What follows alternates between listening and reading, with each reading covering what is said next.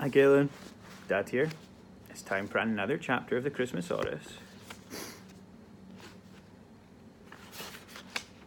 If you remember in the last chapter, Santa took William home, but when they got home into William's house, there was a surprise waiting.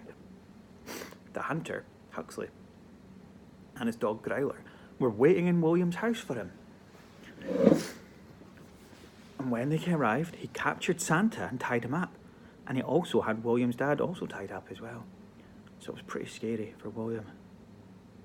But it was good. Now, if I'm not mistaken, I don't think this is a very long chapter. So, the plan might be to do 2 chapters in one. But we'll see how it goes time-wise, okay? And just at the very end of the last chapter, the Christmasaurus arrived. Now, with me, I've got Pikachu, who's getting really excited to come back and see you soon. Okay, so if you're not comfy, it's time to get comfy. Chapter 30.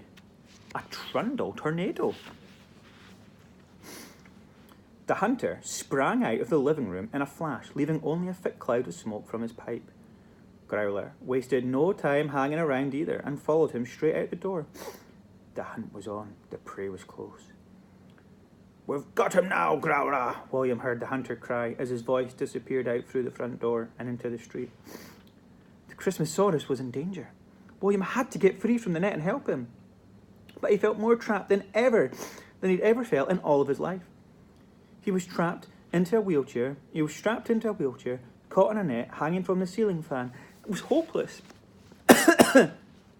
But just then, William saw something dangling in front of his face. Something hanging from the ceiling like a lifeline. The pull cord to the ceiling fan on. Suddenly, William had an idea. There was no time to think it through. He had to get onto the street to help the Christmasaurus, and with his dad and Santa tied up, it was all down to him. He reached up and gave a hard tug on the cord. A weary, buzzing sound instantly filled the trundle's living room as the blades of the ceiling fan started to spin.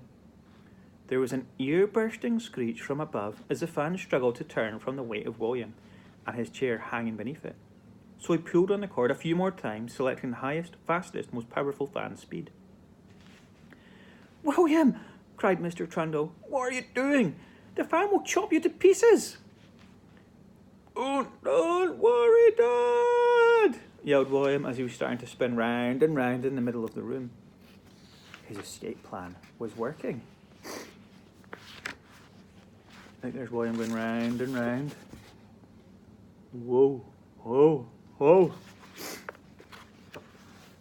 The ceiling fan started to gain momentum, picking up a tremendous amount of speed. As it got faster and faster, William started to feel the G-force smushing and squishing his face in all sorts of ways it hadn't been smished or squirmished before. "Hold on, son!" called Mr. Trundle, worriedly watching helplessly from the corner as William flew in great circles around the living room.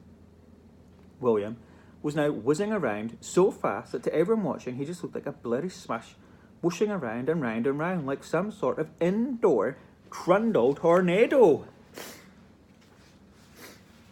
Suddenly, there was a noise. A horrid, awful, tearing, ripping sound. "William! William, the rope!" cried Santa, who had managed to spit his beard out of his mouth. The rope holding the net to the ceiling was slowly being sliced through by the blade of the fans. With each spin, the rope was getting thinner and thinner. It wouldn't hold for much longer. "It's okay," called William from somewhere within the spinning blur as he tried desperately not to throw up. "This is the plan!" Slice. The blade sliced through the final threads of rope as if they didn't even exist, and William found himself flying for the 3rd time that night. He flew through the air, across the living room, over Santa's head, and straight towards the window. Smash! He crashed through the glass, landing with a great clatter in the snowy front garden underneath the heavy rope of the hunter's net. Peering through the rope, he caught sight of the hunter and Growler stalking up the street in the direction from which the roar had come. William tried to wriggle free from the ropes, but he was stuck. The ropes weren't just twisted and tangled, they were twangled right around the wheels of his chair. It would take hours to untwangle it. The more he wriggled, the more twangled the rope seemed to be. Suddenly, William felt rather odd sensation that everything was growing bigger. Or was it getting smaller? It was the same feeling he'd had on the rooftop, just before falling down the chimney. Oh my nose, sorry. Santa was using his magic. The ropes around William were now double the size, no triple. Actually, they were 10 times the size they were, so were the holes in the net. Just big enough for William to wheel himself through. He quickly lifted one of the now huge, heavy ropes off his lap and over his head. He was free. He wheeled himself out of the enormous net and saw a very small Santa dramatically somersaulting through the now enormous broken window, as even smaller looking Mr. Trundle was running out of the even more enormous front door of their ever more humongous wonky house. "William!" the tiny shrunken Mr. Trundle called to his tiny shrunken son. "Dad!" William cried as the massive world around them shrunk, or perhaps they all grew. Either way, everything was back to normal size in no more than 3 seconds. William hugged his dad tighter than he'd ever hugged him before. He was so happy that he was safe and he still had his head. For now.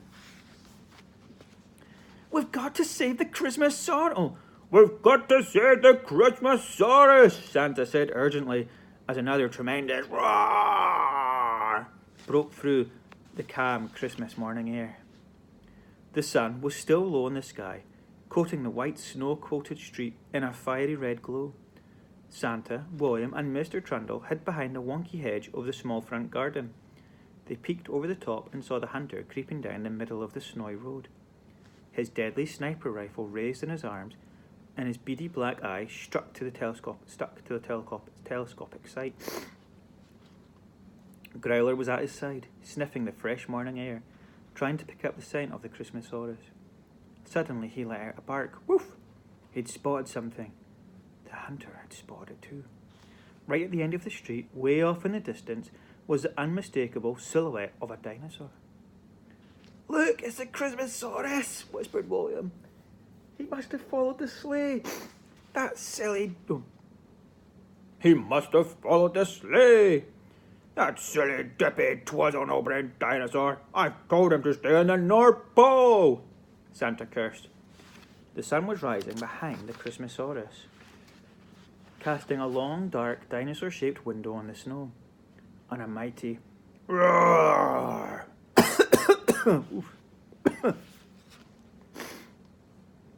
came roaring down the street. The Christmasaurus was there, all right.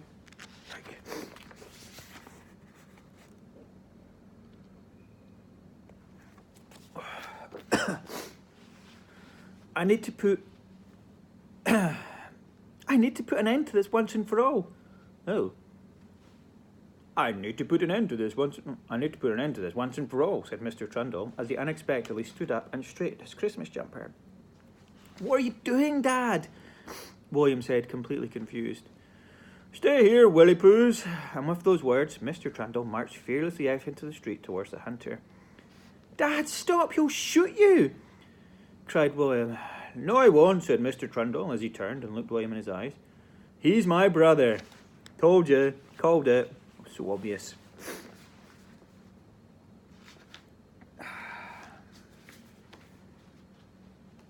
That's the end of that chapter. With that, I'll just try to see how many pages there are. Nah, that's too big. Okay. It's not a 10-minute video. Okay, that was the end of that chapter. If you're not asleep already, it's time to go to bed. We've got an exciting chapter coming up tomorrow. Exciting couple of chapters, actually.